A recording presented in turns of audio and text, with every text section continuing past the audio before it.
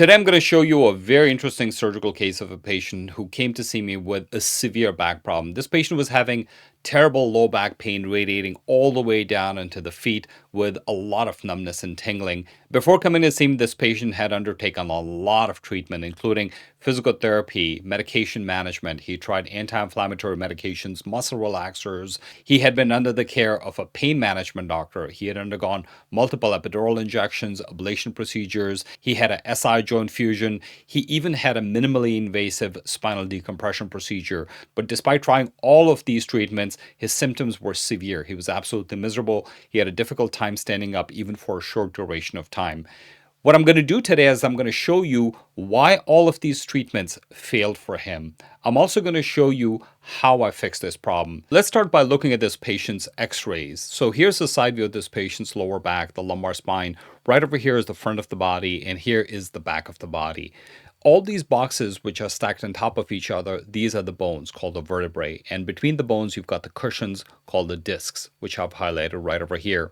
I'm going to outline the vertebrae right over here, and you can see that the L2 vertebra and the L3 vertebra, they line up with each other perfectly. If you look at the L3 and L4 vertebrae, there's a little bit of a step between those two vertebrae. This is called spondylolisthesis, and this is a big problem.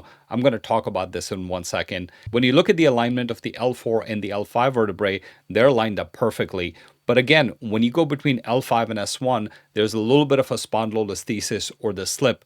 And again, this is going to be a big problem.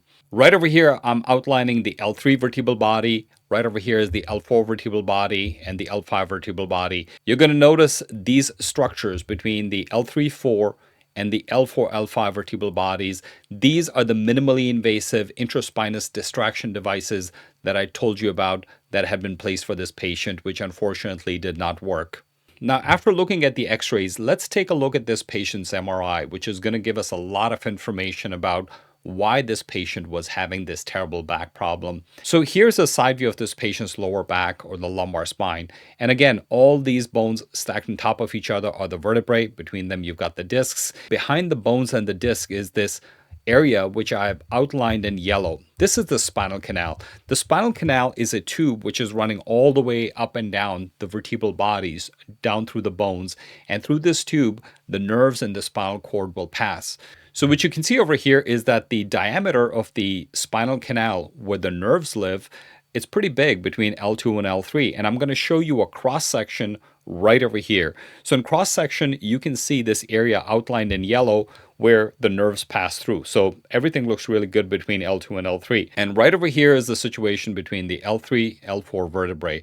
And you can see that the dimensions of the spinal canal between L3 and L4 bone, I mean, that canal is pretty much almost completely pinched off. And in cross section, if you look at this right over here, you can see that the yellow area, which is the area of the spinal canal, it is severely diminished. And the reason it's diminished is because the L3 and L4 bones have slipped over each other.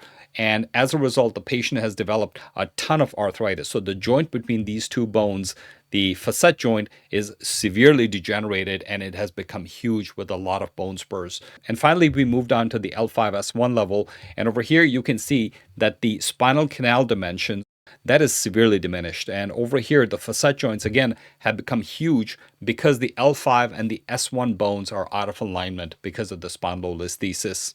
Over here is a CAT scan. So the CAT scan shows you what's going on with the bones and the joints. And over here, I have highlighted the L3 spinous process, L4 spinous process, and the L5 spinous process. And you can see that these metallic spacers, the goal of these metallic spacers is to push the bones apart so that you can flex the spine. And theoretically, you should be able to open up this yellow spinal canal so that the dimensions of the spinal canal can be increased. Unfortunately, in the case of this patient, the stenosis was so severe because of the spondylolisthesis that these devices did not work. So I had a detailed discussion with this patient about how to fix this very severe problem, and my plan was to do a laminectomy and fusion. Laminectomy is a surgical procedure where we remove the bone spurs in the spine, and predominantly this consists of the degenerated tissue, the degenerated facet joints, so we can open up the dimensions of the spinal canal.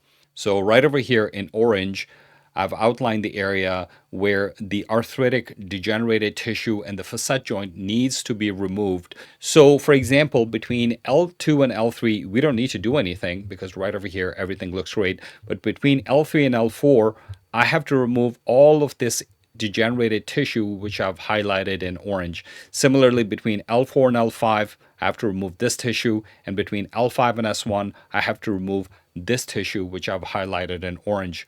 After you remove all of this arthritic tissue, you have basically opened up the spinal canal and you've opened up its diameter and its caliber. By doing that, now all the nerves in the lower back are completely free. They're not getting pinched. And as a result, the patient can expect a lot of relief of the terrible pain, numbness, and tingling which was radiating down the legs. Now, doing just a laminectomy in this patient is not sufficient. You have to stabilize the spine. Well, why do you have to do that? Now, first of all, the L3 and L4 vertebral bodies are out of alignment. Similarly, the L5 and the S1 vertebral bodies are out of alignment. So if you just do a laminectomy and do not stabilize it with a fusion, the whole spine is going to become unstable, the spondylolisthesis is going to get worse, and the patient is going to develop worsening problems, and you're going to have to come back and you're going to have to stabilize or fuse the spine. So in order to avoid a second surgery, I did a laminectomy with a fusion from L3, L4, L5, and S1. Outlined in red is the area where we removed the bone to take the pressure off of the nerves in the lower back. So this is the laminectomy.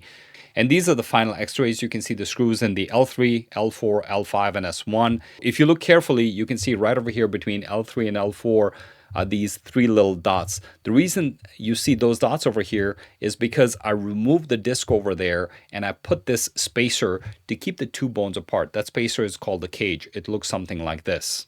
So after the surgery, this patient did phenomenally well. Within 48 hours, pretty much all of the shooting pain, numbness, and tingling that he was having going down the legs resolved almost completely. He was able to walk a very long distance. He was able to go up and down the stairs, and he was delighted with his surgical result. So what are the take-home points from this case? Well, first of all, it illustrates perfectly how, if you have a spondylolisthesis, you need to decompress and fuse the spine because otherwise you cannot address the problem adequately.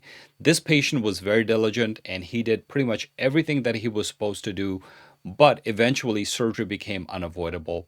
So this is the reason when patients ask me, why do I need a fusion with my laminectomy? I tell them, if you don't have a fusion, we will not be able to remove all the arthritic tissue and we will not be able to adequately decompress the spine. And without fusion, the spine will become unstable and you may need to have a second surgery later on. So I hope you enjoyed this video. Thank you for watching and see you next time.